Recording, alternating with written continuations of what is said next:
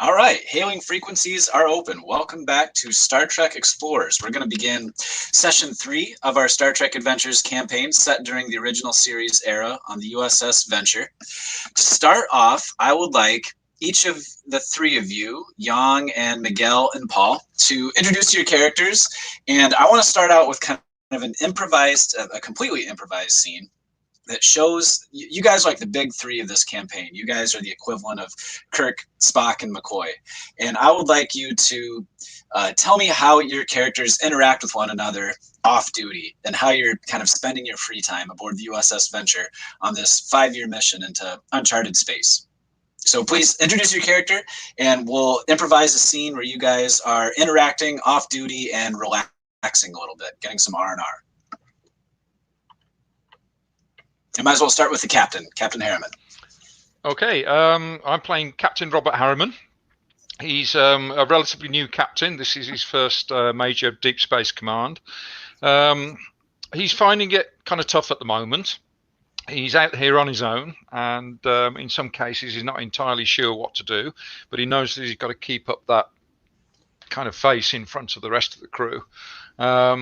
And I think he's now sort of starting to trust particularly the doctor and the security chief, since they're the two senior officers he's had the most contact with over the last couple of adventures. But he's still finding it really kind of hard. There needs to be some distance between him and the rest of the crew in order to maintain that sort of level of command on board the ship. So he's not too sure how to react in social situations, even with his own senior officers. So in what kind of social situation would he be comfortable? What would he allow? It's hard to say. I mean, he's going to have his hobbies, things that he likes to do. But again, he feels that there needs to be some distance between him and the rest of the crew. So he's not too sure how much of himself to kind of show to the rest of the crew so far. It's that old sort of management dilemma, you're in charge, you're not necessarily a friend. Sure. And that may be something he's got to get used to, particularly on a 5-year mission. So how about Dr. Ozil then? How is there something that Dr. Ozil would do where he might invite a couple of his coworkers to spend some time with him? I mean, the first thing Ozil's going to do, especially as the lieutenant commander and chief medical officer, is try to find some way to get used to being on a ship. There is no hydroponics garden, is there? No green at all. So there's going to be something along the lines of just trying to get some sort of like, we may be in a ship, but we could at least have something that's going to be like a terrestrial thing, right? Maybe like a community garden would be fun.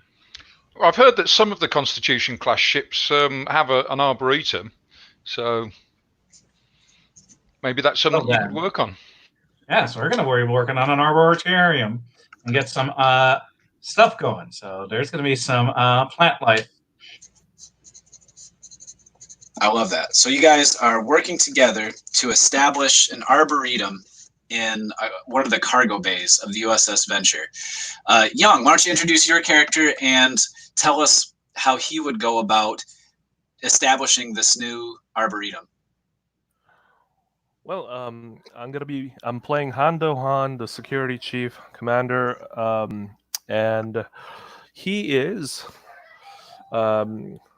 takes out a bonsai tree that he's taken somehow from Earth, and he brings it up there, and he says, perhaps this bonsai tree would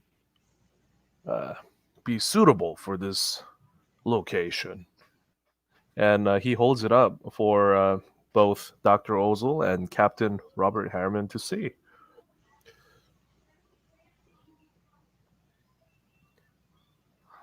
This will be interesting. Sure. Let's just try to find a place. You do have the prune days, right? Well, you see, bonsai trees are from Japanese culture, and I was gifted one from a friend of mine, but I'm not too familiar with them, to be honest with you. I was wondering if we were to just simply plant one here, it'll thrive. And he scratches his head. Well, then I think we're going to have to look through the ship's database just to make sure. We want to make sure that this doesn't die at all, right? Yeah, I think so. Well, I mean, you're the doctor. Uh, maybe if it would falter, could you bring it back to life? Uh, Horticulture was not my specialty in Starfleet Academy, but I'll try to see what I can do. Well, you could treat it like one of those aliens that we're bound to meet. Xenobiology. I'm sure it's one of your expertise, right, Doctor? Yes, it is. It's just this is a terrestrial plant, and we already have lots of exhaustive information on how to take care of this. Well, then it has to be easier. Well, then, let's hope so. Now, I'll just go and tap on a person to let them know is I'm going to need some information about how to raise a bonsai tree. Earth 1. Yeah, so Miguel, you can consult the ship's library, and this would be I also want to mention I'm starting with 6 points of threat, 2 for each of the player characters. You guys don't have any accumulated momentum right now, but this might be a good opportunity to get some. This will be a difficulty 0 task, just to consult the ship's computer about tips on raising bonsai trees. I'm going to say this is reason plus science with a difficulty of 0, and someone can roll for the ship as well. Okay, let me roll for myself. I'm bringing up adventure statistics right now. 9 and 8. I got it under 15, so we're good. Okay, and then someone roll for the ship. It's going to be computers plus science, which is going to be a target number of 10.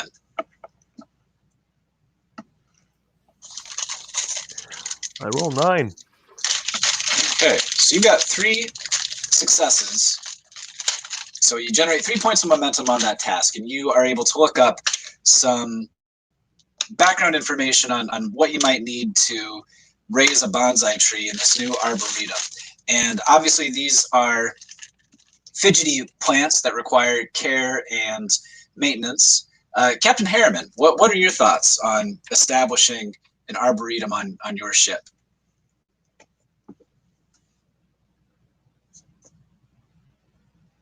Did we lose Paul? Sorry, I dropped out there for a second. I just caught the tail end of that. Okay, so you guys are establishing a new arboretum in a cargo bay aboard the U.S.S. Venture, and Commander Han had the idea to add a bonsai tree to the collection. And Dr. Ozil has consulted the ship's computer to find some pointers on raising these kinds of plants. And I'm just wondering what Captain Harriman, what's he up to? What's he thinking about? Why is it important to have an arboretum on board his ship?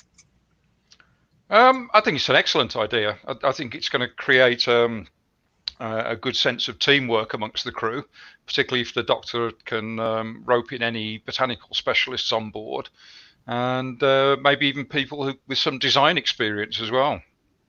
So yeah, I fully endorse it and encourage it. I'm not too sure where they're going to get the soil from, but I would imagine that you could have picked some up on some of the planets you've been visiting. Maybe it's possible to replicate some. Obviously, this is going to be a fairly small kind of enclosed space, but I think it's possible. So this will to get the bonsai plant started. I'm going to say this is going to be a difficulty 3 task. That's because you guys are in this enclosed indoor space, which is going to make it harder to raise plants. Plus, this is kind of a touchy plant anyway with the bonsai tree. You've got 3 points of momentum, and I'm going to say that it is a either reason or control plus sciences task, and one of you can do the main task, and then one of you can assist. Okay, I'll do the main task. I'm going to spend all 3 momentum to get 4 dice. So let's roll. Okay. As captain, I'll just observe.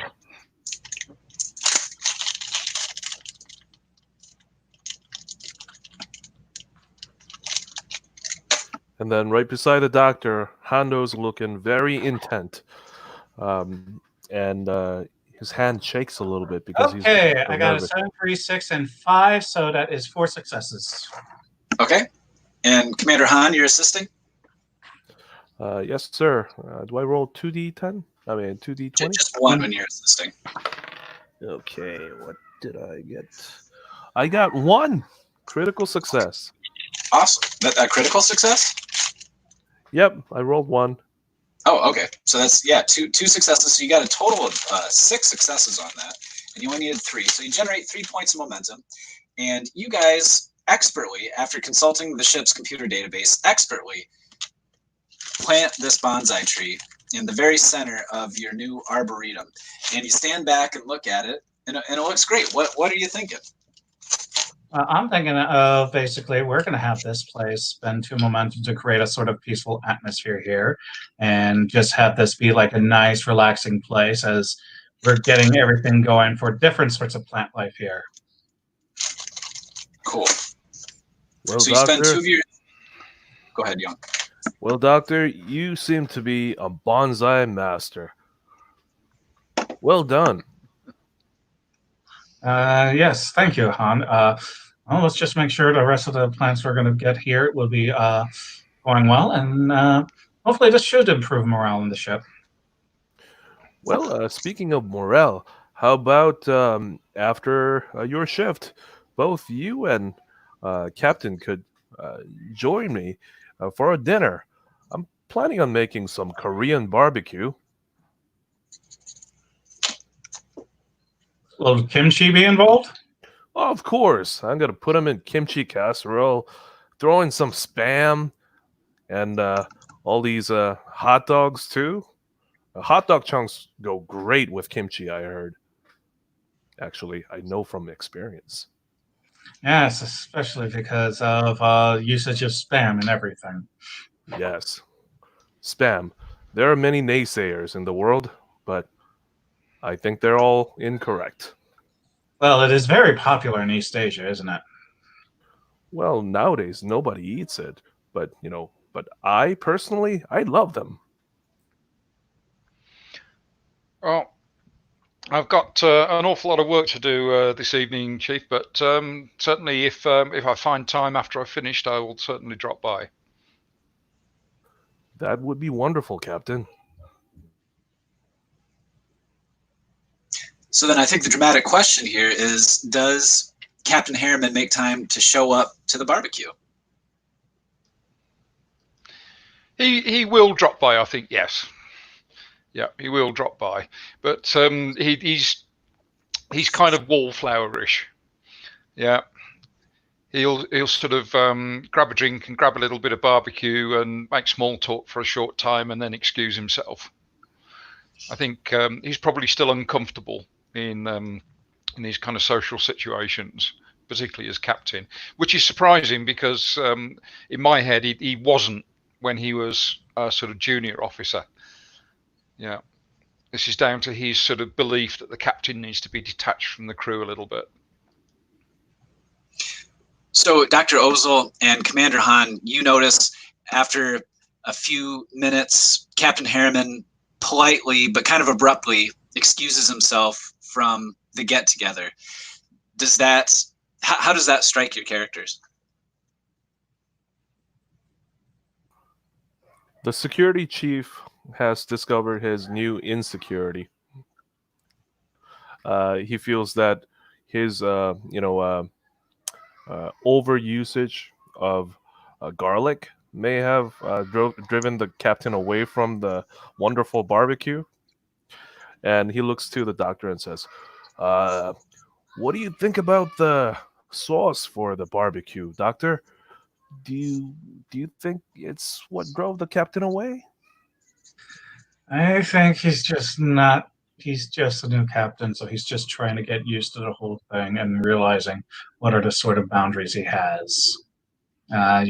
he really hit those fried chicken legs. So I don't think it was that. Yeah, I think so. Well, maybe I'll invite him for my next fried squid dish. I'm sure it'll be a delight for everybody. Right, Doctor? Oh, You're going to be there, correct? sure. Why not? Excellent. I got nowhere else to go. We're on the ship, right? I crack a smile. Yeah, Hando nods and smiles. Cool. So we will cut that scene there, but I love that you guys established this new arboretum. And Miguel, you spent 2 points of momentum to create a trait for the arboretum, and I'm going to call that trait serene. So anytime that you guys spend time in this arboretum, you will have this serene trait that you can interact with. It's calming, and you get a sense of serenity just being in there with these plants, and you can kind of feel the humidity and smell the fragrance of the plants as well. We will cut to the bridge and get into the heart of today's episode.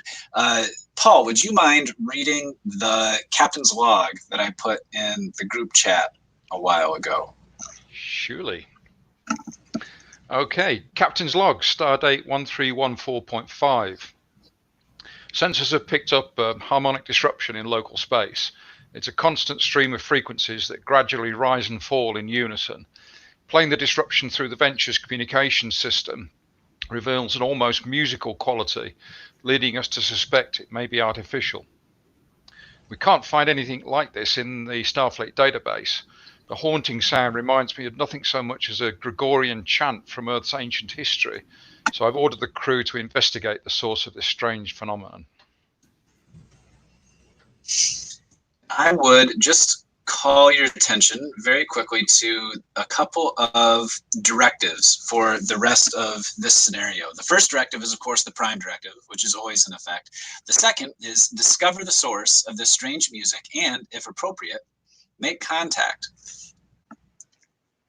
So, what do you guys do?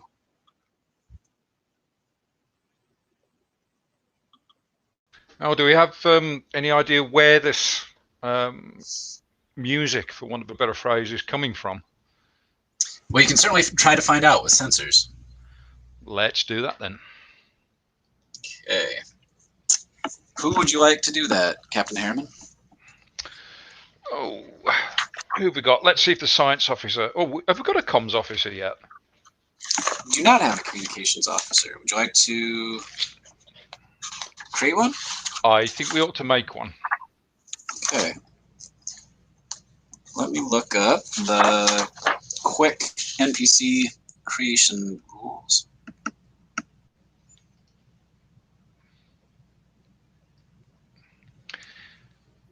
Any suggestions for species, guys?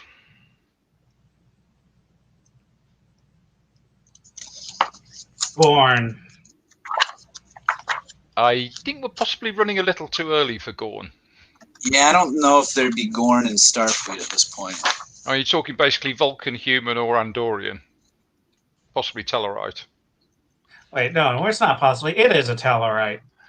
I'm not too sure a Tellarite comms officer is going to be a good thing, though. I kind of love it. He worked on his people. Don't worry, he worked on his people skills. It's the idea that someone might hail the ship and the Tellarite comms officer goes, "Yes, what do you want?" Hey, it'll be better than a Pakled. Well, that's true. That's true. Okay, Tellarite it is then. Hang on, I've got a name generator. Ooh, Awesome. Nice simple names. How about Gart? Art? Gart. G-A-R-T. G-A-R-T. Okay. Oh, no. Garth from Wayne's World.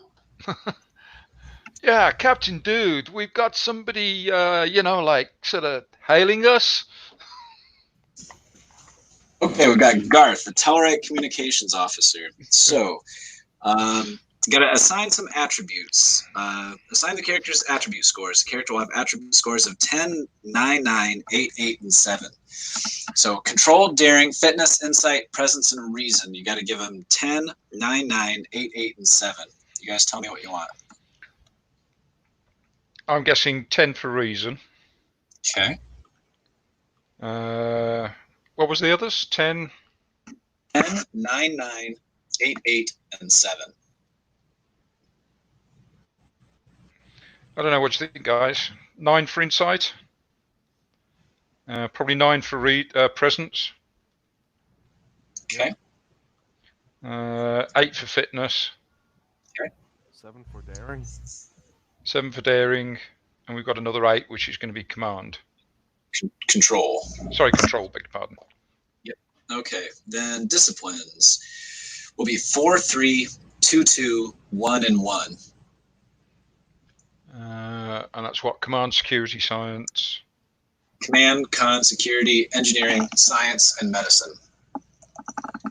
I think the one's got to go into Communication stuff is medicine. under con, right? Yeah, 1 medicine. Got it. What does comms fall under? Science or command or con? Con, I think, most of the time. Okay. So we'll give him 4 in con then, since he's the comms officer. Mhm. I'm thinking 4, probably 3. I'm thinking the 3 in engineering. Okay. There's a lot of technical stuff. Then you get 2 2s and another 1 to assign. 2 in science. We'll give him 1 in security and 2 in command. 1 in security, 2 in command. Okay. Now he needs 4, 3, 2, 2, 1, 1. Got it. Okay. And then now he needs 3 focuses. Oh, I'm guessing communications. That might be it. I mean, he is the comm officer, right? Yeah, we can always add the others later. Cultural studies, maybe? Yes. Dirty limericks. Xenolinguistics. Xenolinguistics. Okay, so he's got communication systems, cultural studies, xenolinguistics. Okay, that's enough to start playing with him. Okay, so you want what is he? An ensign, lieutenant? Probably a lieutenant. Okay. Okay, so we got Lieutenant Garth. You want him to try to track the source of this strange musical sound that you guys are hearing over the speakers on the bridge of the Venture. So it's going to be a reason plus, well, we'll say con. So that's going to be a target number of 14. And it's going to be difficulty 2. And the ship can assist with sensors plus con. So 10. Okay. Who wants to roll for Gart? I can roll for the ship.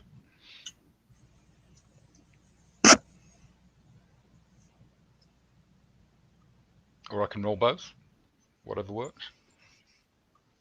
I'll roll for the ship. Okay, I'll roll for Gart. 5.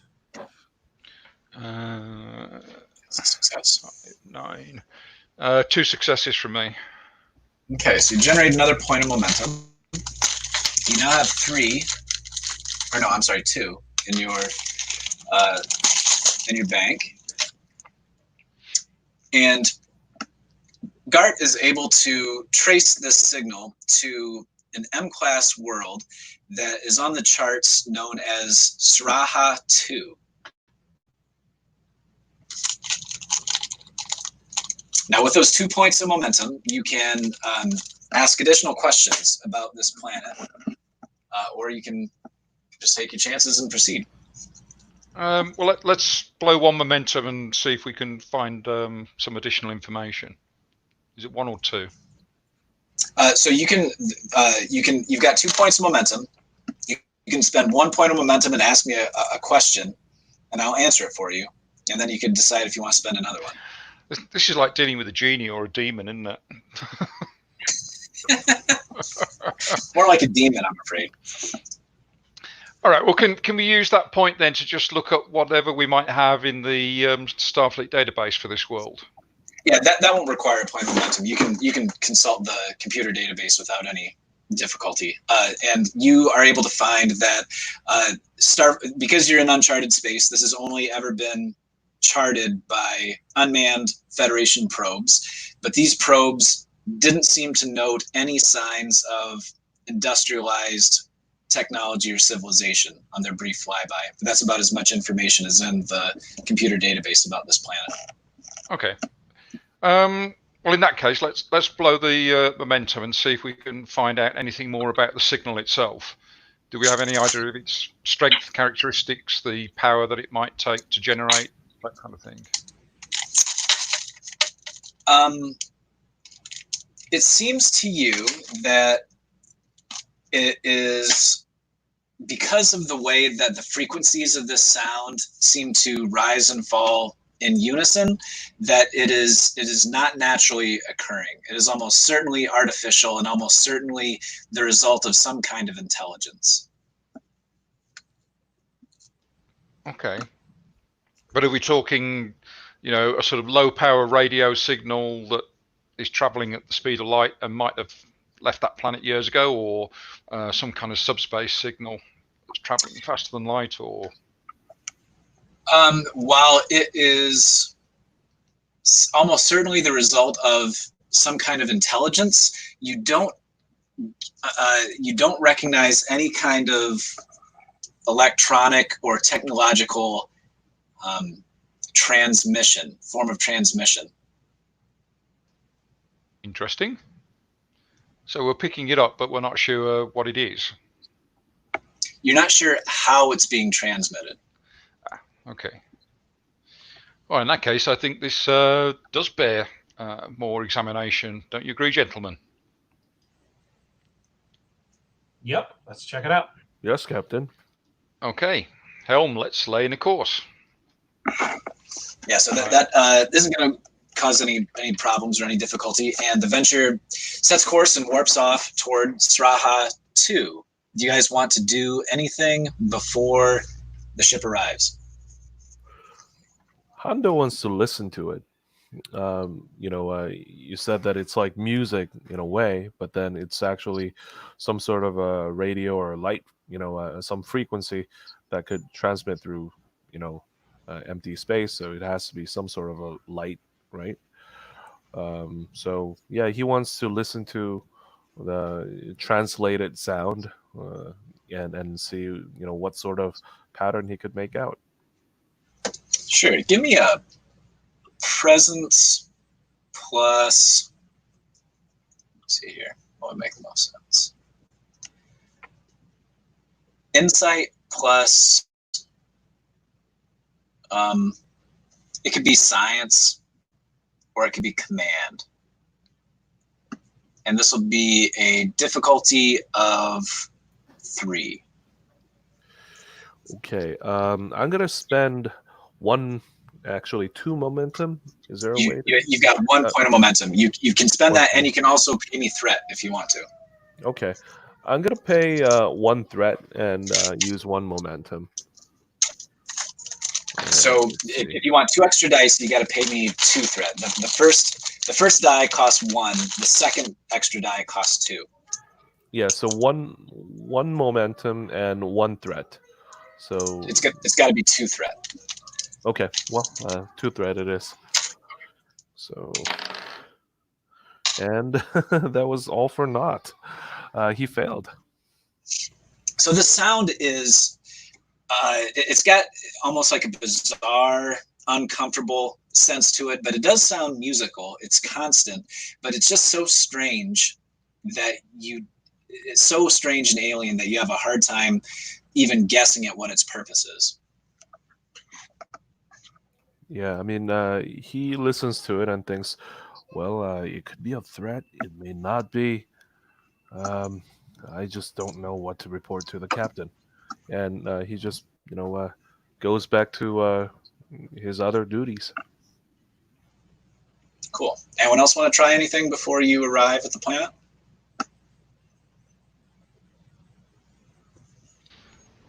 Nope. I think we're all threated out at the moment. Okay. So we'll cut scenes, and as the U.S.S. Venture warps into orbit around Sraha 2.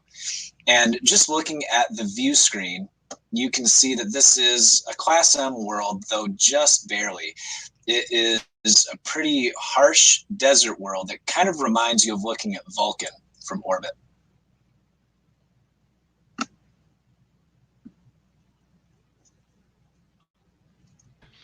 Okay, let's get some scans going, see if we can pick up any life signs or signs of technology or any sort of habitation. So as your science officer starts running scans, who do you want that to be? We've got, I think we've got 2 science officers. I'm going to have to write up a crew manifest because I'm going back through like 3 weeks worth of notes here. So you've got, I've been keeping, I've got a list. We've got Tulok, haven't we? He seems to do pretty well most of the time. Yes. Ensign Tulok, the Andorian, sitting over at the science station looking into his scope. And he says, sir, I'm definitely reading some life signs, humanoid in nature, though they appear to be at a roughly Bronze Age phase of development. I'm not reading any kind of advanced technology that could account for this transmission. And can we make an attempt to try and localize the source of the transmission now that we're actually in orbit? Yeah, you can certainly try that. Who do you want? Do you want Gart or do you want Tulok to do that? Well, how about we get Gart to do it with Tulok's assistance and the ship. Let's throw everybody in. All right, so this will be, now that you're in orbit, you're much closer. It's going to be a difficulty 2 task, and it's going to be reason, either reason or control plus science. Where did I put? Looking for Gart's statistics here. So in Gart's case, his reason is highest, so he's going to use that. Okay. So it's going to be reason and con. Yeah. Yep. And that's target number of 14. Yep. And I don't have Tulok's stats. I think I just use generic science officer statistics back here. Get back to the book. Well, I'll roll for Gart then. If somebody else wants to roll for Tulok and then the ship. Yeah.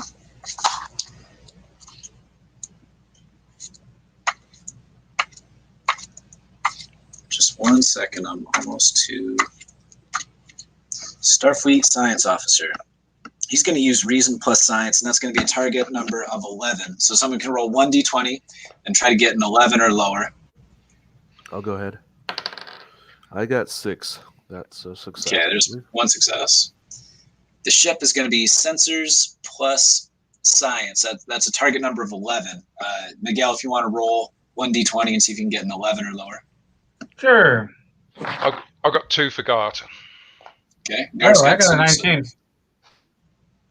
Okay, so a total of 3 successes. You generate 1 point of momentum as Gart and Tulok work together to scan the surface of this planet. They come up with some pretty interesting findings.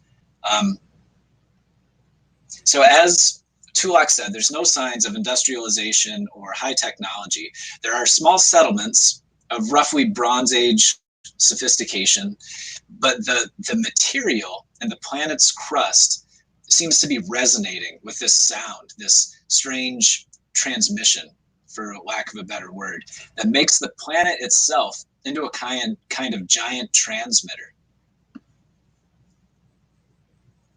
Sorry, Fred, can you say that again? I zoned out again. Yep, so the material in the planet's crust resonates with this sound, making the planet itself into a kind of giant transmitter. You've got 1 point of momentum. If you want to spend it, you can improve the success of that scan. I think that's probably worth spending it at this stage. What do you think, guys? Absolutely. Yes. Yep, let's go for it.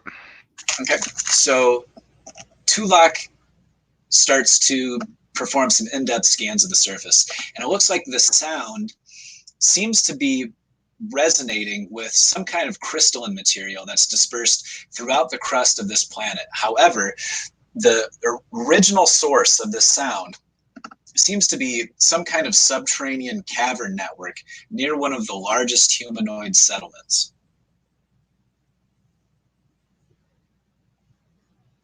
How sort of subterranean are we talking? Are we talking within transporter range subterranean, or do we think we'd have to transport to the surface and then find an entrance? It looks like you could transport there, though there would be some risk, though a skilled transporter operator, it would be like a difficulty 2 task rather than difficulty 1 to transport directly into this cavern. Do we think there might be an entrance that's not too close to the humanoid life signs? It looks from the sensor scans like the settlement is intentionally located near the entrance to these caverns.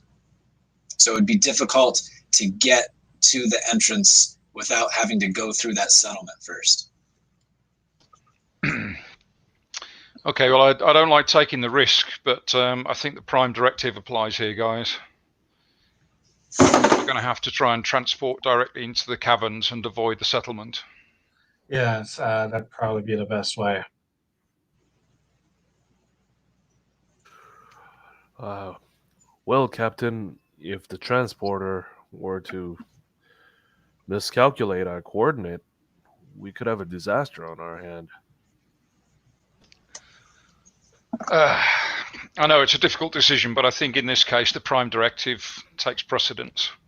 We will have to take the risk, I'm afraid. Aye, aye, Captain. And so you guys have had the sound, the strange musical sound, playing on the speakers on the bridge for this entire time while you guys are conducting these scans. And suddenly the sound morphs into language that you guys can understand. It doesn't sound like a voice, more like a chorus of musical voices merging together. But it says, "You heard our summons. We sense your nearness. Please, our time is short." That came through as the transmission.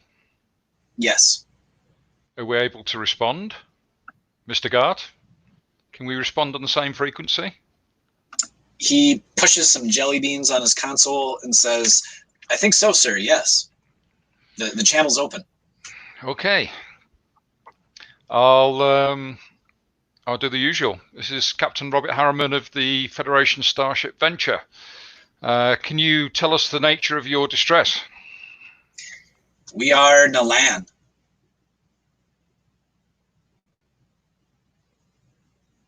You are welcome.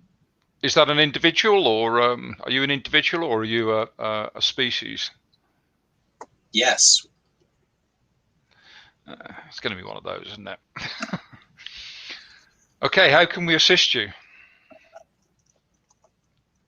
The Lamech, grow near. Our time is short. Please. Are we able to meet in person? Are you located in the underground caverns that we've detected near the settlement? Please visit us. You are welcome. Are you able to transmit coordinates for us to transport down to you? Please visit us. We sense your nearness. Okay. We'll see you soon then. You are welcome. Well, that's always nice to know. Okay, Mr. Gart, let's cut the channel. Aye, sir. Channel closed. It seems like we have an open invitation, gentlemen. What do you say? Was that wise to do that? Because they might be able to communicate, but they are not warp capable, are they?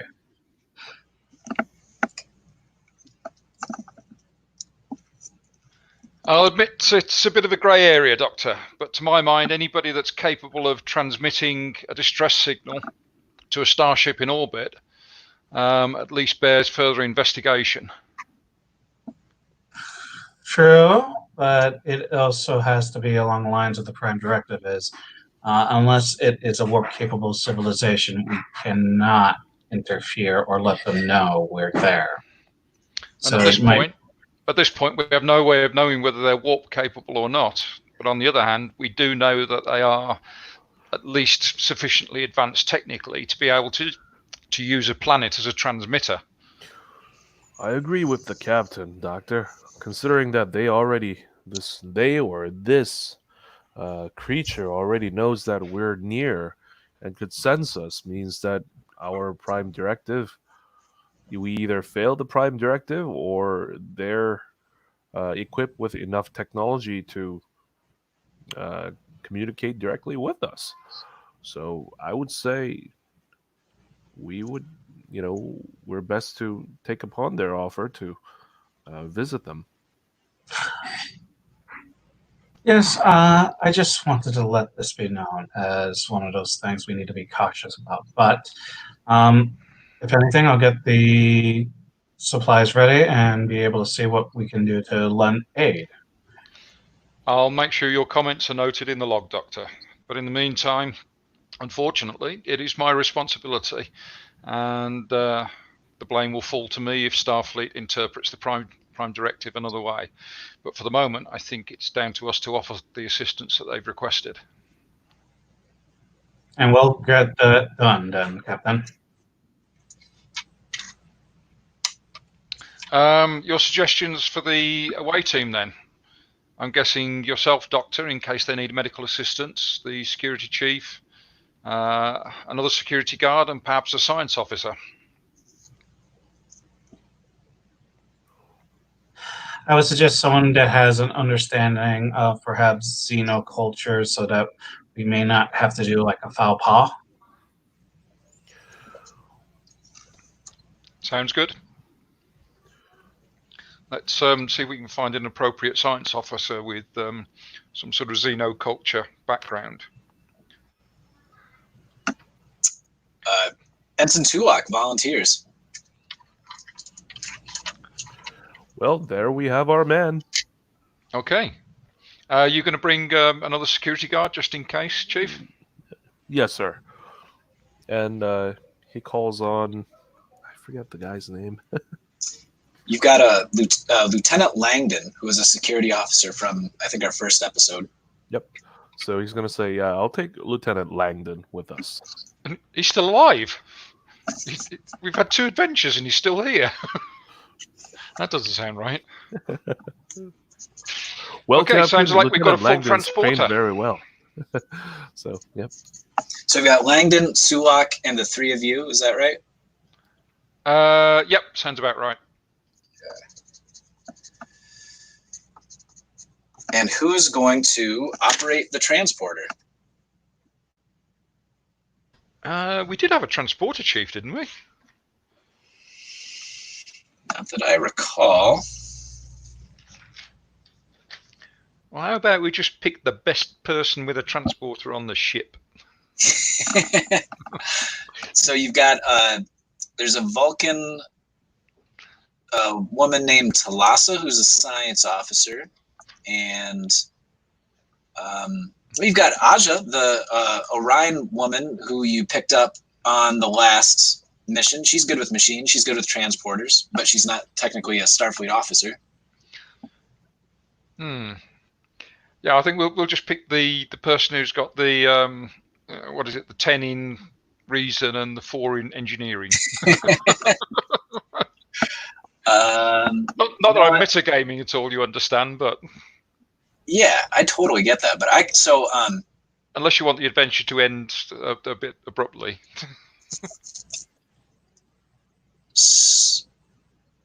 We definitely want a Scottish fellow. So Aja, as you guys are making your way toward the transporter, Aja approaches you and she says, Captain, as I understand it, you've got kind of a touchy beam down situation here. I am almost positive that I have more experience and skill with the inner workings of a transporter than any of your non-commissioned junior officers here. Okay. We'll give you a try then. Let's see how you do. I don't think you'll regret it, Captain. Just don't upset the captain's stomach with a dodgy transport. You won't even, it'll be over before you know it. And whoever the transporter chief is regularly needs to be Irish, not Scottish. Engineers are Scottish, transporter chiefs are Irish. Absolutely. Okay. So where does that put the Welsh? We're getting all Commonwealth here with the UK. So Aja is going to have a target number of 14 for the beam down. And this is going to be a difficulty 2 task. And the ship is going to be sensors. I'm going to say sensors plus con, which is a difficulty of 10. So someone can roll a single d20 for the ship and try to get 10 or lower. Aja's target number is 14 or lower. And it's a difficulty 2 task. You have no momentum, but you can buy extra dice with threat. I'm thinking, given what's riding on this, it's probably worth buying the extra dice, isn't it? I mean, I think so. So what do we want to do? Give you 3 threat for 2 extra dice? Heck yeah, you are. I mean, we're going to be in a lot of trouble once we get down to the surface, but at least we'll make it. Yeah, dear goodness, yes. Okay, who's going to roll for the ship? Who's going to roll for Aja? I'll roll for the ship. Okay, you want a 10 or lower? Oh, I got a 15. That's not lower. Nope, that is not.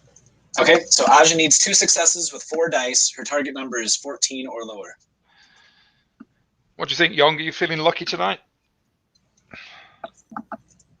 All right, D20. Yep, you got 4 d20s. Okay. I'm the one that ordered all this, so I'm already taking responsibility for it. Okay. Well, I usually roll the worst, but oh well. Here we go. I've got faith in you, Chief. I got 12, 3, 6, and 9. Holy cow, 4 successes. Nice. Yay! See, I knew you could do it. Yes.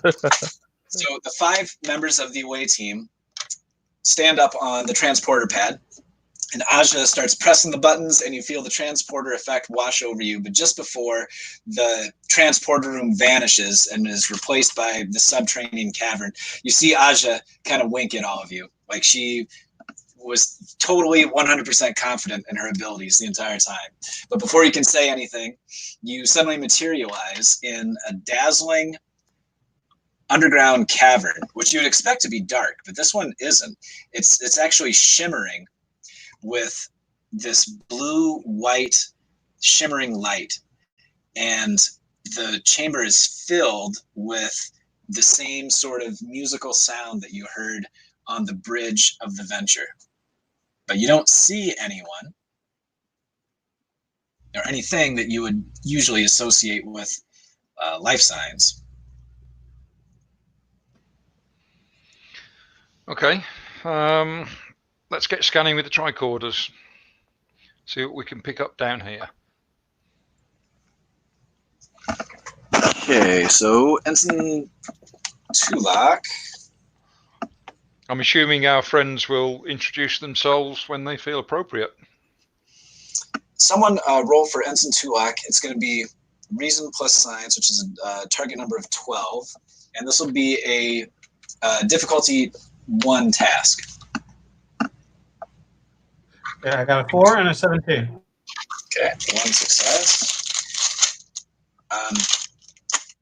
Ensign Tulak runs some scans on his tricorder, and he says, "Sir, I believe this entire chamber is alive, or rather, it's filled with almost countless life forms living in these crystals."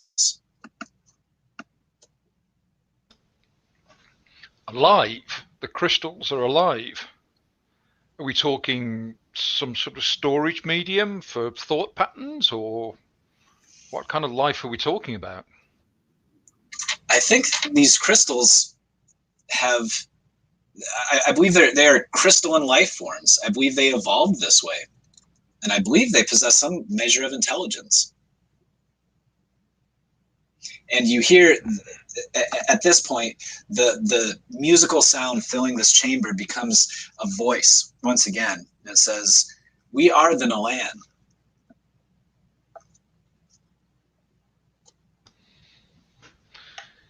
And I'm Captain Robert Harriman of the Starship Venture. These are my crew members.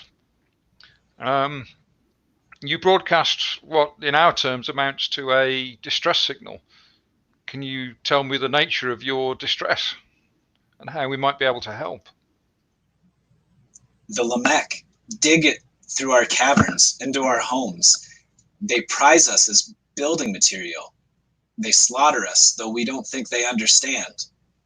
Please help us. Can you tell us who are the Lamech? They are that which live outside of our homes, on the surface. They're the humanoid life forms that live in the settlement above you. They live outside of our chamber. And am I right in thinking that you, the Nalan, are the crystalline entities that make up this chamber? We are the Nalan.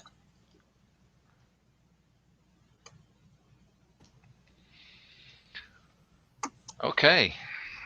I'm not too sure how we're going to get much more out of them. What do you think, gentlemen?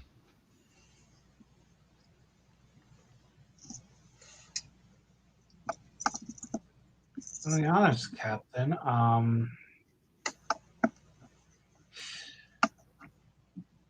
what is these people are able to start building their own stuff and all this? What is their technology level? The ones that are not the Alan. Well, it's hard to say without more observation. I mean, I'm starting to wonder whether this cavern, these people, the Nalan, represent some sort of technology, or whether this is a form of natural evolution. Well, if I may, sir, I think these primitive people may be mining the crystals that are vital to this creature. And with further mining activities, I think it may threaten the life of this crystalline creature that we've encountered. I'll ask. I'm sorry, what was his name again? Was it Tulok, the science officer? Yep. Does he have an opinion on whether the crystals surrounding us, the Nalan, are a technological creation or possibly a natural formation? He seems to think it's a natural formation, that this is a crystalline life form that has naturally evolved to possess intelligence.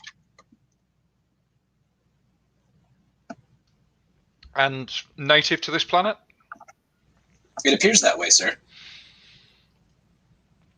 Okay. Two intelligent species independently evolved on this planet, but they're so alien to one another that they aren't able to understand or communicate with one another.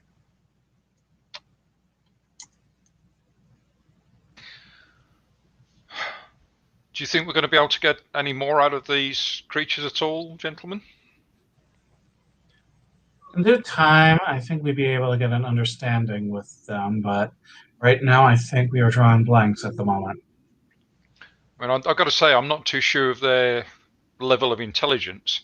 They certainly seem to have a lot of natural abilities in terms of, for example, transmitting that signal.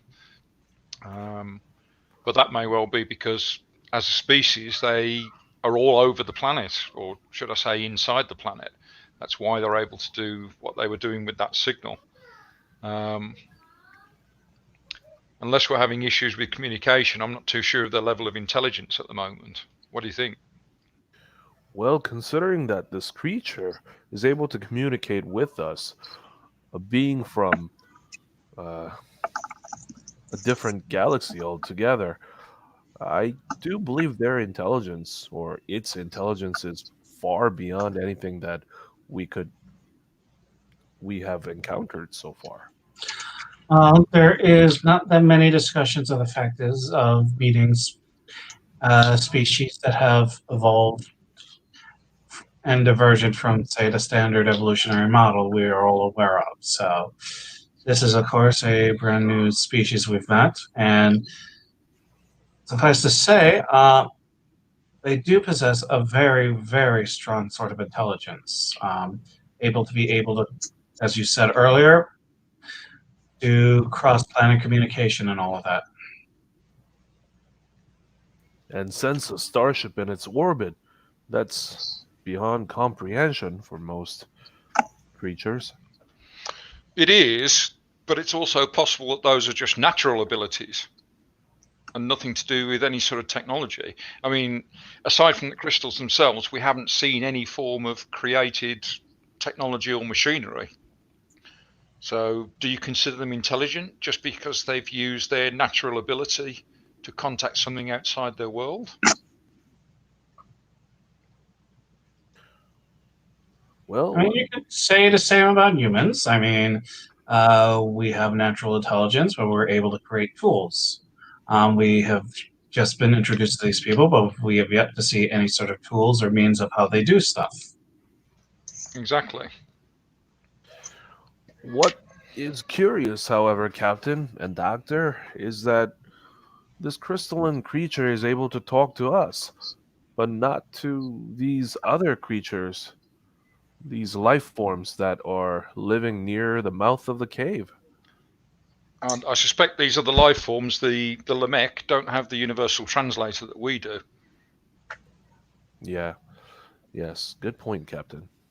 But I'm thinking at the moment, before we can decide whether we're going to help or not, we need to gather more information on the Lamech, which is going to be a tricky one because it seems pretty obvious that they don't have any technology, and so they should be considered covered by the Prime Directive. Depends on their level of technology. If they're mining and all of that, we can assume they might have 10th century to perhaps 20th century Earth tech. Exactly. Perhaps we could disguise ourselves and enter the tribe. Depends on what they look like too, and see if we can. Because if they do look near human, we can do that. We have scanners that may allow us to have a visual contact with them from afar. Well, the entrance to these caverns was either very close or right on top of the settlement. We could always see if we could find the entrance from down here and get close enough to take some tricorder readings. Yes, and we could disguise ourselves as these tribemen. Yep, perhaps. Let's get some tricorder readings first, and then we'll see if it's possible to adopt a disguise.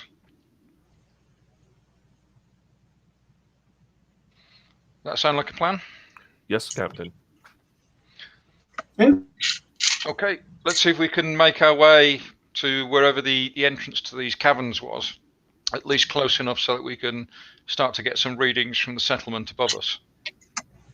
Yeah, so as you guys start to fan out, and by the way, love the discussion of the Prime Directive. That was great. Thank you guys for doing that. As you guys start to fan out and explore this cavern to find a way maybe back up closer to the settlement, there is a strange foreign sound that starts low in volume, but it quickly builds up. So it's almost deafening, and it overtakes the natural musical quality of the sound in the cavern. And then there is a giant crash as some of the crystals cave in on themselves and shatter, and a new opening is formed in the cavern. And spilling through it, you see a group of 4 aliens who are wearing, they look humanoid, but they have large spines protruding from their backs, which gives them kind of a hunched over posture. And they're covered in armor, and they possess tools that appear to be fashioned out of the same sort of crystalline material that forms the interior of this cavern. And they come charging in with these tools. and there is dust and debris that scatters out throughout this room. And what do you guys do? I'm spending a bunch of threat to do this, by the way. Oh no. Is anyone injured? It doesn't look like it. You weren't close enough to where this new entrance was just formed. Can we make our way further down into the caverns fairly quickly? See if we can stay out of sight of these things, or is it obvious that they've already seen us?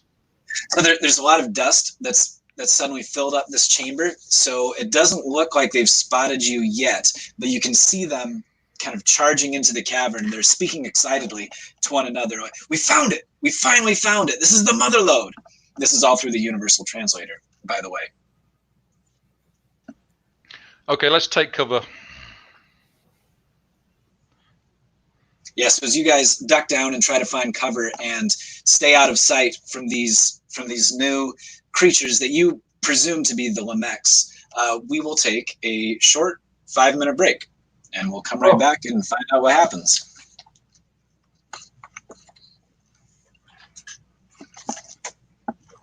So I'll see you guys in 5 minutes. I'm gonna go to the bathroom.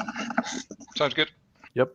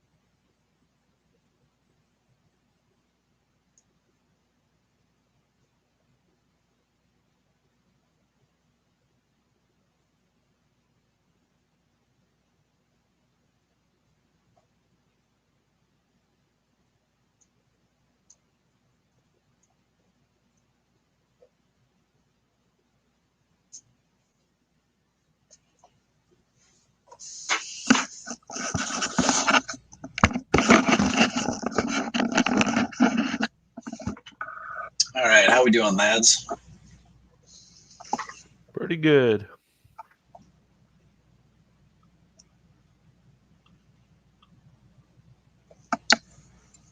Are Paul and Miguel back, or are they still on the break? I didn't hear Oh anything. no, I'm back. Oh, nice.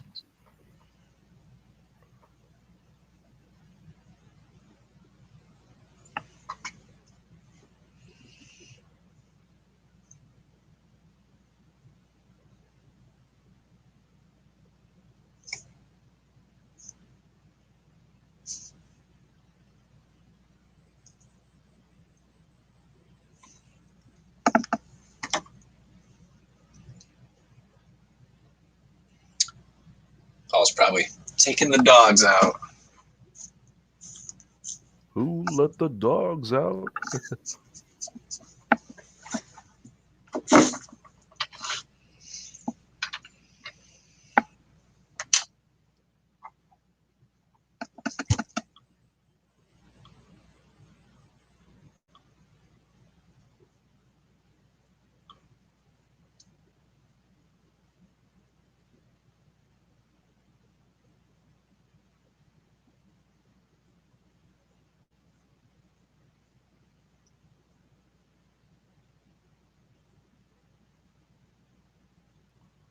So these Lemeks are definitely different looking than typical humans, right? Yes, they had more budget. Yeah. Yeah, so they're humanoid, but they're generally shorter than an average human because they've got this stooped posture from having these giant spines protruding from their backs, starting kind of at the base of their neck, going all the way down to the tailbone. Nice. What sort of armor are they wearing? They're wearing it's like protective gear that appears to be fashioned out of crystals, and they're carrying tools as well that are shaped from the crystal. The tools that they carry shimmer with that same sort of energy as the living crystals in this cavern.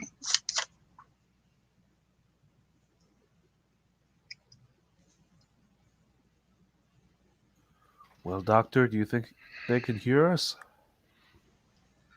It really depends on that. Okay, I'm back now.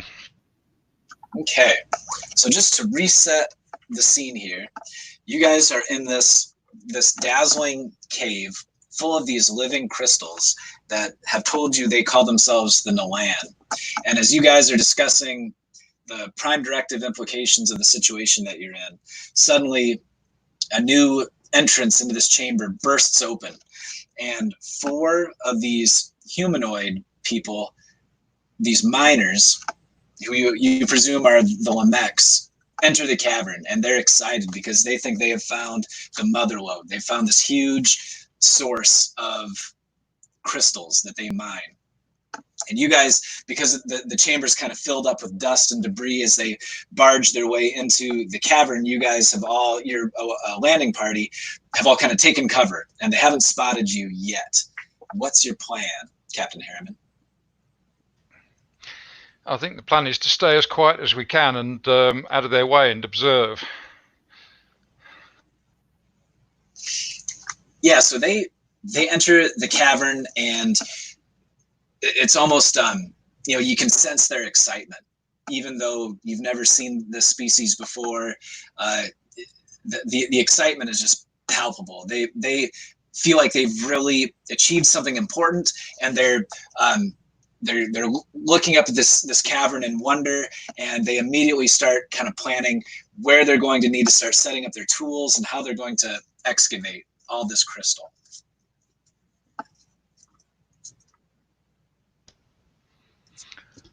From where we are, can they potentially see us or hear us? I'm going to say that you are at medium range, which is about a zone away from these dudes. So yes, I mean, they could stumble upon you.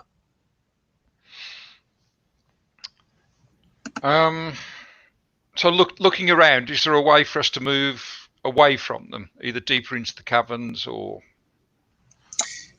So it's filled with dust, so it's kind of hard to see. But why don't you give me an insight plus security roll. Anyone who wants to, any of you three can try. This would be difficulty 2 because of the dust all over the place. If it's a security roll, I have it under talents. So using a momentum, it allows an ally to use my score and focus. So Okay, you got 2 points of momentum. You can spend 1 if you want to, and then anyone else can use your security discipline. Any suggestions for how we can stay out of their way, Chief? well, we could create more dust so that the visibility would be impaired. Perhaps we could use that to use that as a cover to get further down into the caverns, Captain.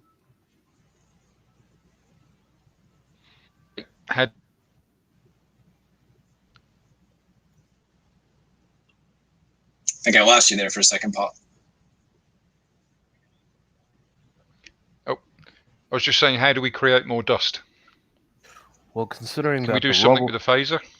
considering that the rubbles are still falling, perhaps we could fire a phaser above us and have some of the part of the cavern fall down even more.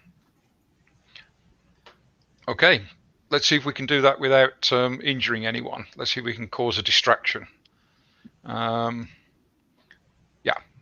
I was thinking we may be able to beam out, but I'm not going to take the chance. Is there an invisible burst for the phasers, or if we were to shoot, will they see the bright red beam coming out of there? That there's certainly a chance that they would notice phasers going off. We'll let the dice decide if they do. Hando's going to hold up his hand and says, perhaps we should do it the old-fashioned way, Captain. We could perhaps kick some of the dust up with our feet and throw some rocks and have them fall down. If you think it'll work, Chief, go for it. Yes, sir. He's going to look for like a boulder or something like that nearby, and see whether if he could, position it or kick it to generate a lot more dust. Yeah, you can totally try that. However, be aware if you roll a complication, that might cause some bad things to happen for you. All right, here we go.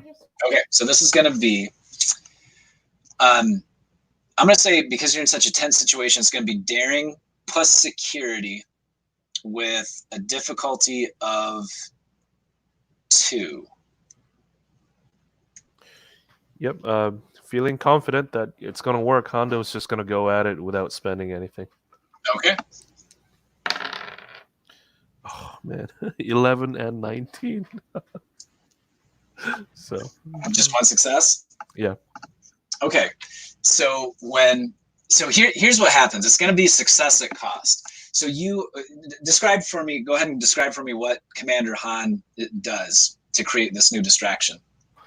He's going to look for the largest boulder, like a stalagmite or something like that he could find, and he's going to lean against it with his back to the wall of the cave and kick it as hard as he could, and see whether he could dislodge it and have it fall down. Yeah, so you do. Commander Han is successful in that task, and the boulder falls over and it makes this big crashing sound, and it triggers some more of the rock and debris to fall inside the cavern, and the Lamechs hear this and they turn towards it, and they're taken by surprise, and you think your plan has gone off without a hitch, except at the last moment, the landslide, a large stone falls down and slams Lieutenant Langdon in the shoulder, and he stumbles out into the middle of this cavern right in front of these 4 Lamechs, and they see him, and they whirl around and they brandish these strange devices fashioned out of crystal, and they start saying, "What the heck are you?" Whoops.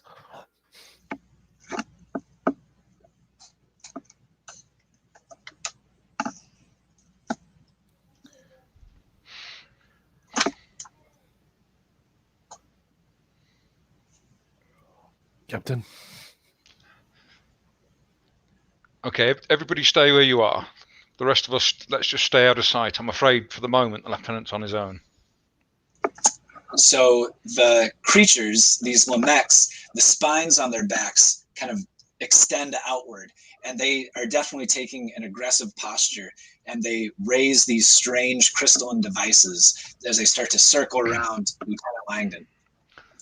Okay, phasers on stun everybody just in case, but wait for my order. I'm thinking at the moment we can't take the chance of these creatures seeing more of us here, otherwise they may begin to get even more aggressive. But let's see how things pan out. I'm hoping the lieutenant's got a good head on his shoulders, and he'll keep his calm. So, one of the creatures, I'm gonna cause him to act first by spending a little more threat, and he raises one of these crystalline devices, and it makes a strange kind of humming sound, and a flash of energy shoots outward toward Lieutenant Langdon.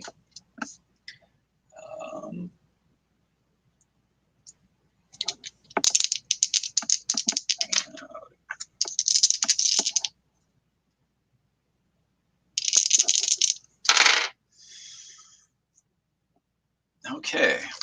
And this flash of energy comes out from this crystalline device and slams with this almost sonic resonance, slams into Lieutenant Langdon and causes him to sprawl backwards. And it does.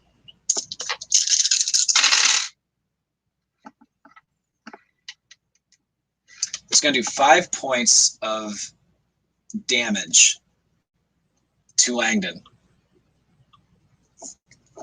which could probably cause an injury. So he's going down, basically.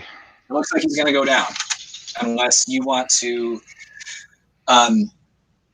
You've got 1 point of momentum, which you can spend, and then pay me 1 threat to avoid the injury to keep him in the fight. Otherwise, he's going to go down. Or you could propose some kind of complication you could accept.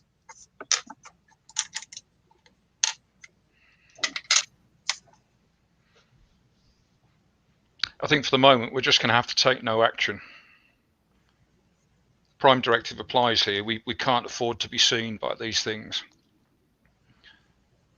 We'll have to let the situation develop and see if we can rescue Langdon later. But Captain, they've already seen him, and he's about to die. We can't just leave him there. They've seen him. They haven't seen the rest of us.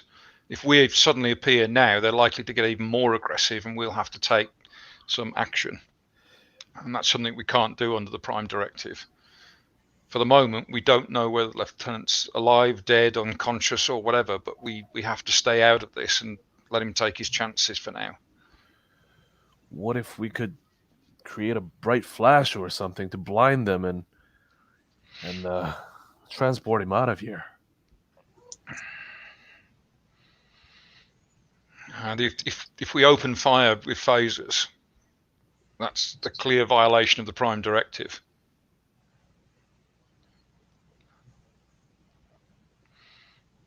Yes, but we can't afford to lose one of our men at all.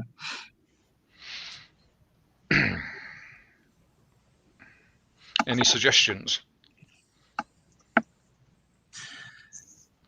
Captain, with all due respect and the consequences that may follow thereafter, I'm afraid I can't just leave Lieutenant Langdon there at the mercy of those savages. They're about to kill him, sir. If you have a way of getting him out without them seeing him, I'm all for it. But otherwise, we cannot break the Prime Directive, even if one of our own is in danger.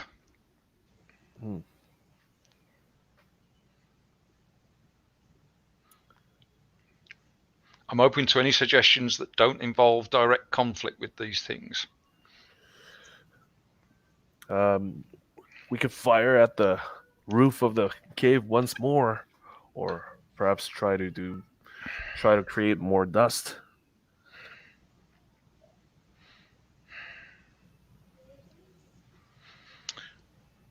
Okay, short phaser burst. Let's see if we can cause another distraction enough to move them away from Langdon. Yes, Captain. Okay, so any one of you can act. The Levex have already acted first, so any one of you can try and take a phaser shot to try to cause a distraction so they lose their focus for a moment. I'm going to say rather than a difficulty 2 roll, it's going to be difficulty 3 because these Levex are already in an aggressive posture and their guard is already up. You have 1 point of momentum. I think you're the man for this, Chief. Yes, sir. So it's control plus security, right? Yep, control plus security with a difficulty of 3.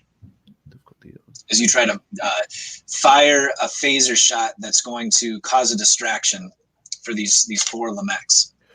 I'm gonna spend a momentum, and I'll pay you a threat to get 4.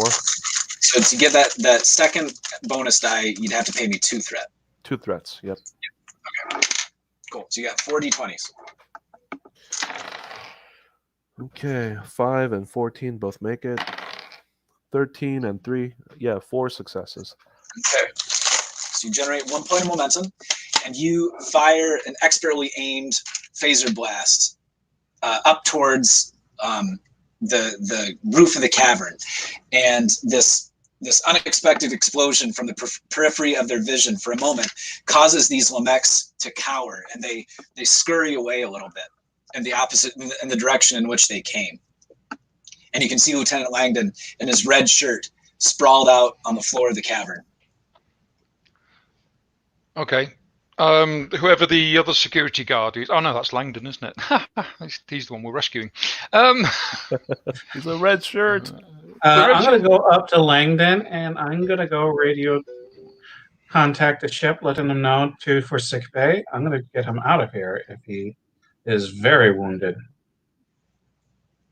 Are the rest of you going to beam out as well? Yep, I think we need to. Okay. So Aja is still in the transporter room. She's got this will be a difficulty 2 task, and she's got a target number of 14. And someone can roll for the ship as well, which is sensors plus con for a target number of 10. You've got 1 point of momentum. I think we ought to spend that. Get the extra dice. So 3 dice for Aja. Yeah, I just got 3 dice, target number of 14, and someone can roll for the ship as well with a target number of 10. Nope, everybody froze again. Nope. Time to roll for the ship. And I got oh no, natural 20. Oh no, we're gonna die. Oopsie. Did anybody roll for Aja? No one's rolled for Aja. The ship rolled a complication. Okay, I'll do that. So what was it? 3 dice. Yes, three dice for Aja. She needs 2 successes. Target number of 14. That's the 2 successes then. Okay, so the Lemex have retreated for the moment, and Dr. Ozil rushes out to tend to Lieutenant Langdon, and someone calls for a beam out, and Aja once again expertly beams you back to the Venture. You guys find yourselves materialized on the transporter pad of the U.S.S. Venture. However, there was a complication rolled, and Dr. Ozil, as you look down at Lieutenant Langdon on the transporter pad, you realize there's nothing you can do for him.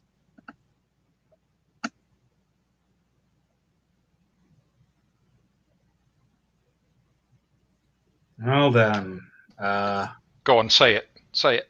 Say it.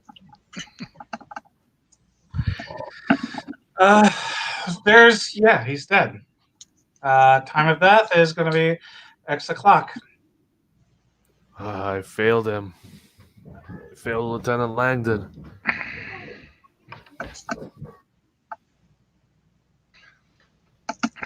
Okay, let's to take Langdon away. What was that, Paul? I said, let's get a medical team down here to take Langdon away. Doctor, if you can see to that. And Yes, I'll get on it right away, Captain. I think we all need to take, let's say, an hour and then meet in the conference room to discuss the situation.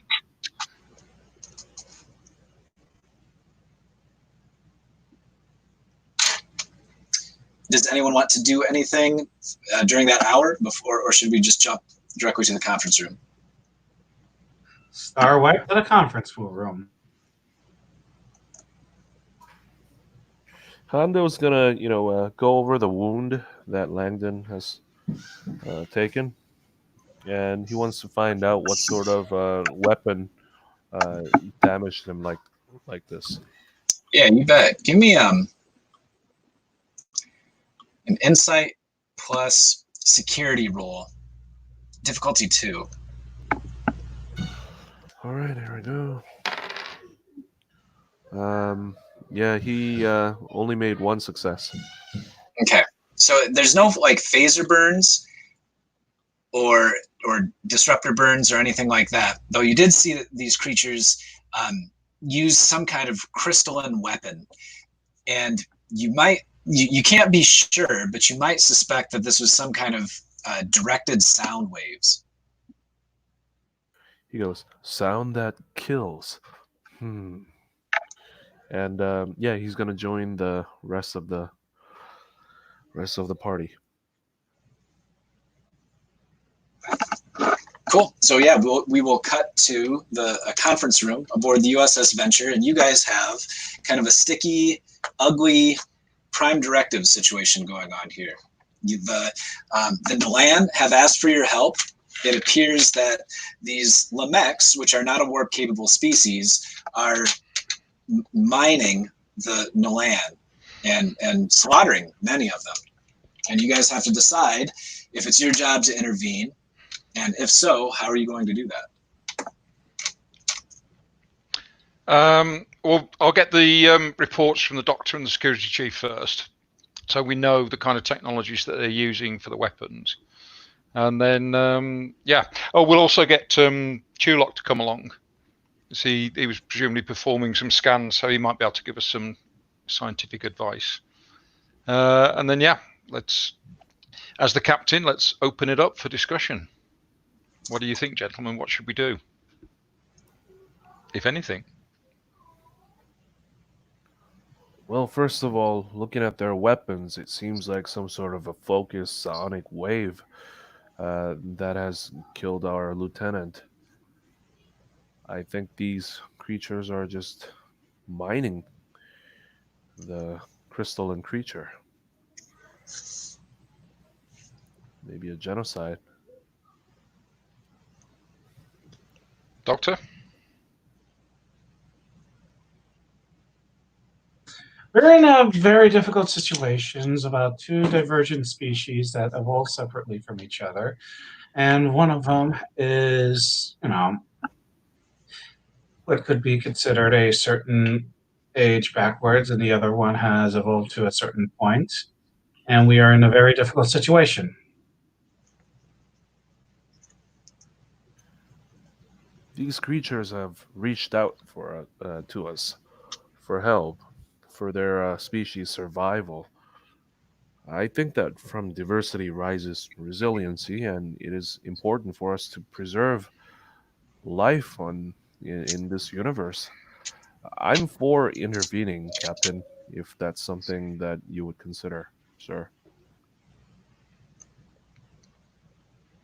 Well, the way I see it, we've got really 2 options moving forward. Well, 3 potentially, but 2 that I'll talk about here. The first is that we intervene in some sort of overt fashion to try and stop the potential genocide of the Nalan. Now, the way I see it, that's clearly a violation of the Prime Directive. These are two species that have evolved, albeit separately, on the same planet, and appear to be, well, certainly one appears to be unaware of the other. But I don't see any leeway in the Prime Directive that will allow us to intervene directly in that conflict. And if I may, Captain, to be the devil's advocate, Yep. Prime Directive states is that you cannot interfere with a non-warp-based civilization. More importantly, it might be just the natural way of life that they all die. Exactly. Of course, of development. Whatever we may think or feel about the situation, this is the natural development of both of these species, and the Prime Directive clearly forbids us from interfering in that. And it is a very slippery slope if I am going to continue, because then we will be then happy given the sort of powers of, let's say, a god to decide who lives and who dies. Prime Exactly. Directive is more along the lines to protect us. That said, the second option is something more of a grey area. It appears that the Lamek have no idea that the Nalan actually exist, and that what they're doing is actually causing another species some harm. So the question then is, if we can somehow make them aware of the harm that they're doing to this other species, would that potentially cause them to change their actions? And of course, from our point of view, would that be considered a violation of the Prime Directive, even if we could make them aware without actually letting them know that we exist? If I may, let's just discuss the fact is, it's like during the course of human history and evolution, we have also been directly responsible for the elimination of several species. But it's not to say that some of these species, like say humpback whales, were intelligent enough to be starfaring creatures. Yep. There's certainly precedent in our own history. As you say, we've directly caused the extinction of several species, at least some of which could potentially have been sentient. So, like I say, an overt interference is clearly a violation of the Prime Directive. However, if we could somehow make these two species aware of one another, and particularly make the Lamek aware of the damage that they're causing to another species on their planet, and we could do it in a way that does not advertise our existence, would that be considered a violation of the Prime Directive? Well, I am for that intervention, Captain. Whatever we can do to open up the communication between these two species would be the right thing to do. And that's always assuming that we are able to do that. Yes, sir. But considering that we've already had an encounter with the Lamek,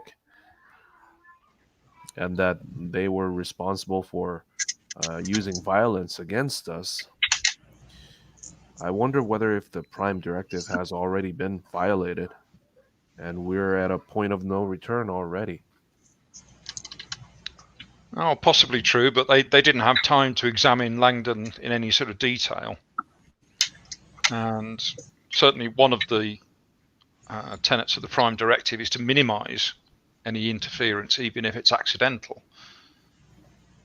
So I'm not sure that us blundering into the situation again would not constitute another violation of the Prime Directive. I'm open to suggestions, though. If we were to use our universal translator and have them hidden and allow these two creatures to talk to one another, would that be a violation, Captain? Well, that's the question I'm asking. I mean, I like the idea. It's certainly Yes. something we could potentially do surreptitiously. The question is, would Starfleet still consider that a violation of the Prime Directive? I would say is that Starfleet would consider it, mainly because we are still interfering, even if we are doing it subtly. It needs to be along the lines of a natural sort of way for them to understand each other. The question is, we do not have a full idea of the Lamechs themselves. All we did was met the ones that were in the mines. So what sort of information would we look to be gathering on the Lamech then that might help us make a decision? Does it actually make a difference what their culture is and how they react to outsiders? Would our interference still be considered interference? Well, it depends. There were always old Earth groups that were always for, say, conservation, against the burning of fossil fuels back in the 20th century, the cutting down of the rainforests, the hunting of whales, all these sorts of things.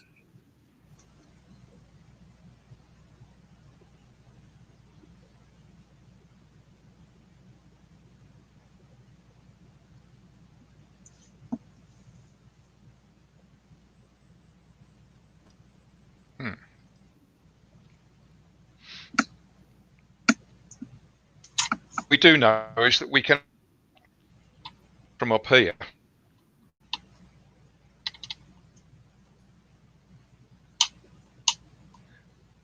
Sorry, Fred zoned out for a second there, so I'm assuming you didn't hear me. What's that? No, I can hear what you said. I was just saying we do know for one thing that we can actually talk to the Nalan from up here, and they are already aware of our existence. So in talking to them again, we're certainly not violating the Prime Directive any more than we have already.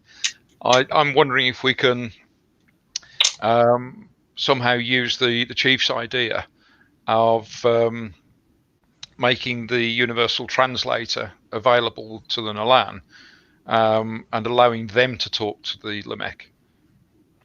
All we're going to be doing really is facilitating that communication. Yeah, Ensign Tulak speaks up and says, I think it would be possible to install portable universal translator devices inside the caverns. That would allow two-way communication. The question then is, are we causing another violation by leaving some of our technology behind? These are tricky problems, guys. I'm trying to figure this out. Looking for ideas here.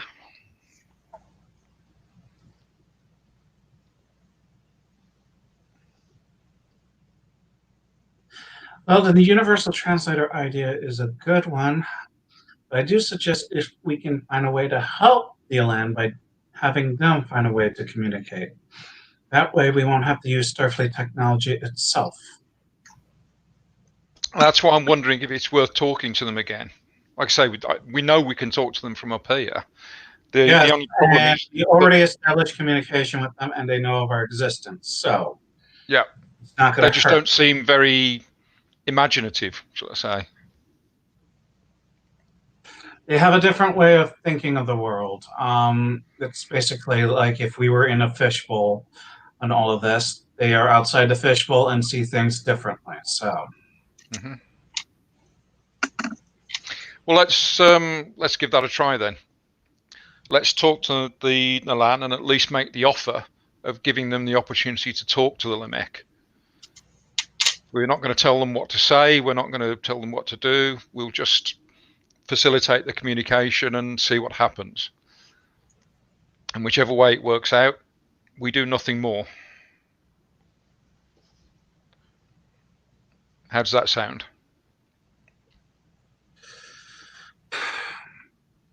if anything, Captain, I'll go stand behind your decision. Wouldn't hurt to try. Chief?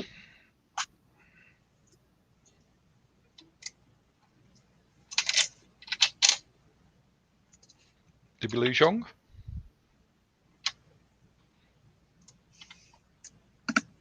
Still there, Yong?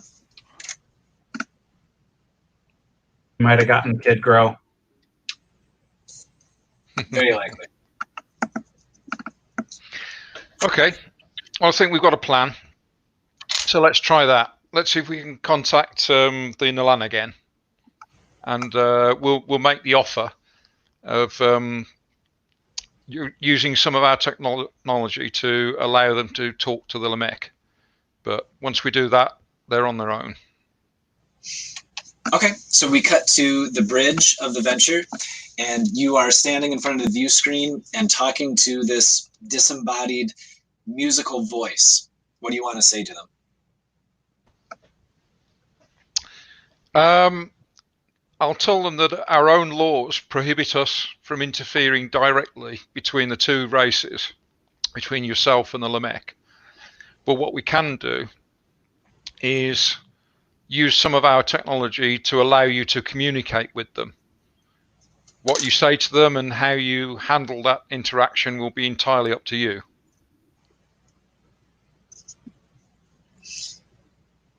And this is the assistance you would give us? It's all we can do under our own laws. We accept. Good. Then we'll need a place that the Lamech can potentially find quite easily where we can install our technology. Do you have somewhere? They will be back to our cavern again soon. Then we'll get moving on it. We'll transport ourselves down to that same cavern. We'll install our technology and then we will leave. We can monitor the conversation from here, but I'm afraid beyond that, we can't do anything else. The two of you will need to talk things out between yourselves. What should we tell them? Well, that's up to you, I'm afraid. Again, our laws prohibit us from interfering any more than that. The only suggestion I can offer is that you try to make them understand that you are living beings and that they are harming you in their activities. We will do this. Perhaps even, and you didn't get this from me, since presumably your race inhabits most of the underground of the planet, you may even be able to point them in the direction of other materials in the caverns that they can mine safely without harming you. That may be sufficient to deter them from mining your areas. Perhaps. Perhaps we have other things we can offer them. Exactly. But again, all we can do is facilitate the communication. What you say is up to you. Yes, this is acceptable. Okay, we'll leave it there, and we'll get on to the engineering teams to get some universal translators ready. Yeah, this is fairly well established technology by this point in the Star Trek universe, installing universal translators. We do have a chief engineer named Sai. Yeah. Let me bring up her stats. See, I'm getting good at this captain thing. I can remember people's names and everything. Even without demanding they wear a name badge. Sorry, what was your name again? So this would be like a difficulty 2, reason plus, I'll say difficulty 1, reason plus engineering task. And she's got a target number of 15. Does anyone want to roll for her? She's trying to figure out how to optimally set up universal translators in that cavern to make sure that there's going to be two-way communication taking place, or at least the opportunity for two-way communication to take place. Go on, Doc, you roll for her. Okay, time to roll.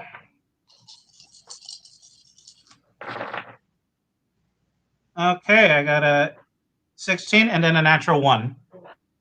Okay, so the natural 1 is 2 successes. That's 1 more than she needed. That generates a point of momentum.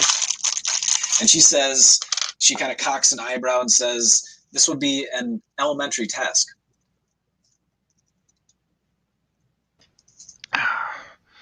Glad to hear it, Lieutenant. Okay, let's get your engineering team together then. We need to get these translators installed in the cavern as quickly as possible.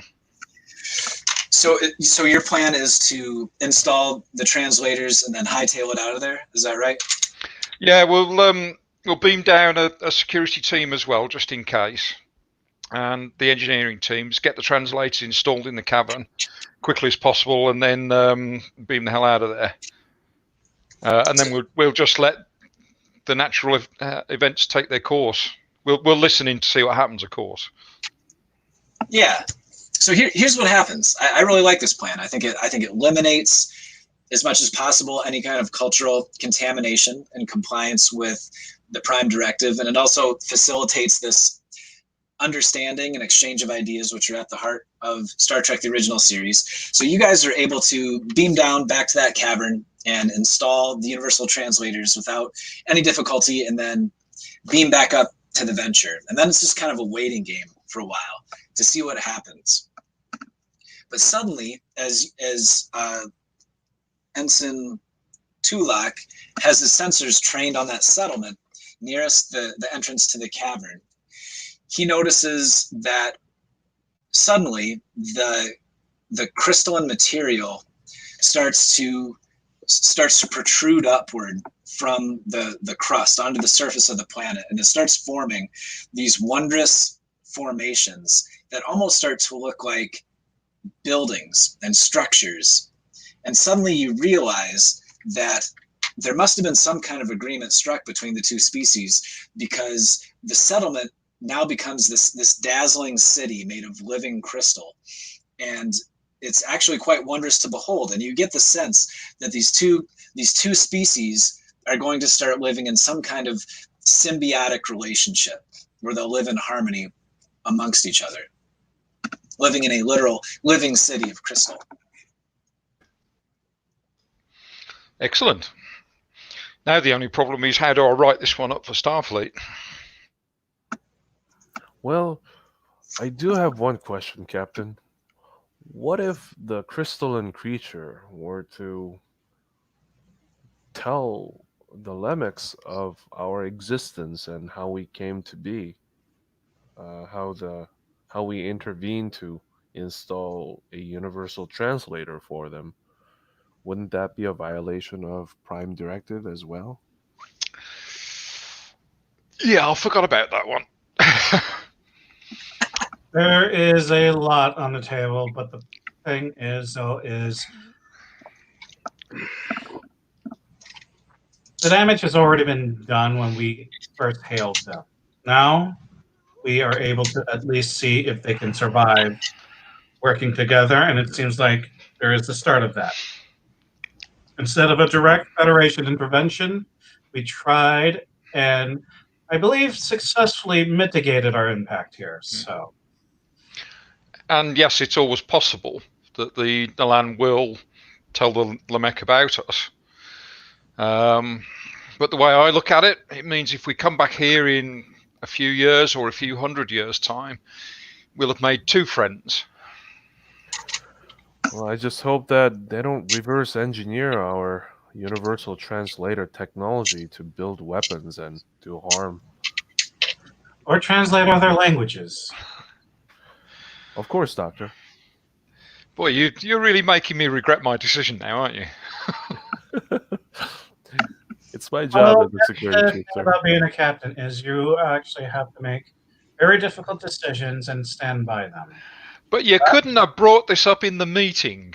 I mean, we had a meeting, you know? Yes, and don't We worry. discussed all of this. Well, Captain, I gotta say that we saved an entire planet and 2 wondrous creatures that live side by side. And I think that whatever the sacrifice that we have made in getting in trouble with the Prime Directive, I think it was worth it this time around, sir. Yeah, I just remember that if anybody's going to get into trouble over the Prime Directive, it's me. You guys are going to be fine. I just need to make sure that you'll come and visit me in the brig when all this is over. I'll definitely have some spam kimchi casserole to bring you, Captain. Yes, but don't worry, Captain. Oh. There's been other times when captains have violated the Prime Directive and went a lot worse. If anything, the Federation is just going to say that was probably the best way to handle it. I'm going to emphasise the positive points, which is we potentially made a friend of 2 different species here. Yes, Captain. And then I'll keep my fingers crossed that they're not just going to throw me in the brig. And so, with your business on Straha 2 concluded, the venture turns away and starts to warp out of the system. But as you do so, you've still got the sort of eerie musical transmission from the planet's surface playing on the speakers, except this time, whereas earlier it was this sort of alien and strange sound, you swear that this time it sounds a little more at peace, maybe even a little joyous. And that's where we will end this session. So well done, guys. You came face to face with a Prime Directive dilemma and averted genocide, which, you know, I gotta think that works. I gotta think that's gonna have some sway with Starfleet. It depends. If it's TOS era, Starfleet's going to be fine with that. TNG era, they're like, yeah, Picard's fine to let that little girl die with her planet blowing up. Yeah. Well, let's face it, original series era, Kirk was like, yeah, right, okay, what are you going to do? Well, Kirk was still by the books. That's the big thing. But along the lines of, there was also the Cold War behind that, and like, okay, the Klingons aren't arming them. We need to actually be able to arm this side too. And let's face it, by the time you get to Voyager, Janeway's like, yeah, well, the Prime Directive's more a guideline than a rule. Let's cue that Red Letter Media segment where he says, wait, Jane, they made her admiral? Shouldn't she be in prison? You can make that argument. But thank you, guys. I love the you took the Prime Directive so seriously and talked out the various implications, and I think came to a pretty good compromise. And I felt I think it was very much in keeping with the spirit of the original series. So I'm happy with that. Nice. Yeah, I do kind of like the adventures where we don't just end up phasering everybody. Yep. And I mean, the big thing is like, this is TOS era, so it's more along the captain to make the judgment and be like, okay, I've taken everyone's opinions. I have now have to weigh and make the hard decisions. Not like, okay. Yeah, I mean, the whole point was to... like how the Prime Directive was done in like TNG later eras. Yeah. The whole point is to, to explore new worlds and, discover new civilization, right? And when someone actually reached us and we went over to their orbit, and if a creature is actually able to say, hey, you guys are right there, we see you already, that's Prime Directive has been, blown away already at that point. So, I think we did the right thing today. Yeah, I think we minimized the interference, but we also had a very positive outcome at the end. So. Yeah, I mean, if we actually ended up in like 20th century Earth and we got in their sensors range, we would have been hit with a nuke. Just letting you guys know. Yeah. All right, guys. Well, thank you so much. I'm going to end the broadcast right now. Okay, see ya. Computer end program.